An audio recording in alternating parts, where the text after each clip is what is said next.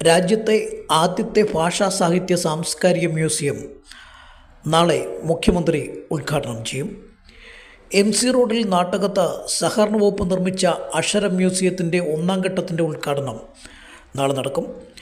1500 square ഫീറ്റിൽ സാഹിത്യപ്രവർത്തക സഹകരണ സംഘത്തിൻ്റെ ഉടമസ്ഥതയിലുള്ള സ്ഥലത്ത് നിർമ്മിച്ച മ്യൂസിയം 3 മണിക്ക് മുഖ്യമന്ത്രി പിണറായി വിജയൻ ഉദ്ഘാടനം ചെയ്യും.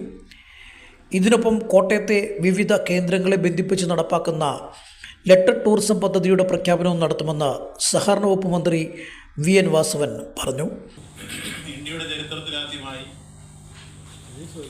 ഭാഷാ സാഹിത്യ സാംസ്കാരിക മ്യൂസിയം കോട്ടയത്ത് ഈ 26-ാം തീയതി ഉദ്ഘാടനം ചെയ്യും.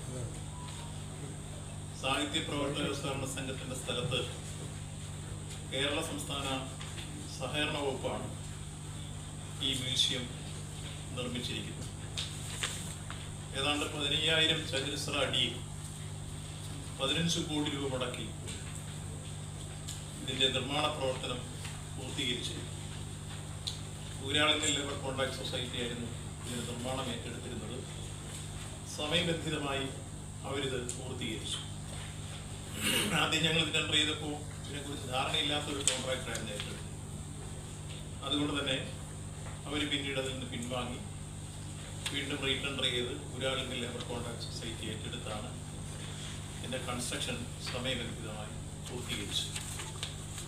ഇത് 1-ാം ഘട്ടമാണ് ഇപ്പോൾ പൂർത്തീകരിച്ചത്.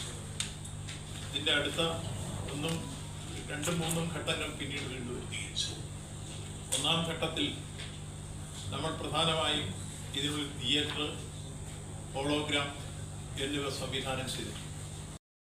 ചടങ്ങിൽ വെച്ച് അക്ഷര പുരസ്കാരം M മുകുന്ദന് മുഖ്യമന്ത്രി സമർപ്പിക്കും.